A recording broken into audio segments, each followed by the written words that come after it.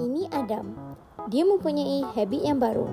Dia menggemari makanan ringan dan makanan segera.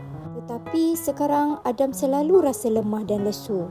Adam, dari tadi ibu tengok awak asyik makan chips. Awak ada makan nasi hari ni? Keripik ni kan kentang. Bukan ke itu penting? Ikut awal Adam. Di sekolah, Adam sering menguap dan berusaha untuk membuka matanya. Namun gagal. Adam sering berada di dalam dunianya sehingga menyebabkan cikgu menegurnya. Adam, awak okey tak? Ya, saya cuma rasa penat. Berjalan pulang ke rumah dalam keadaan penat dan terfikir, mengapa dia sering penat kebelakangan ini? Adam masih terfikir, apakah punca menyebabkan dia berasa sangat penat? Apabila sampai di rumah, Adam terus mencari ibunya di dapur dan mencari makanan tengah hari. Ini ke yang kita nak makan? Ya, inilah Adam. Ini adalah makanan yang sihat. Saya tak boleh terima makanan ni.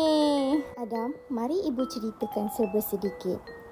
Kamu sudah banyak kali cerita pada ibu bahawa kamu sangat penat. Betul tak? Kamu tahu kenapa punca kamu selalu rasa letih? Mungkin sebab sekolah memenatkan. Itu salah.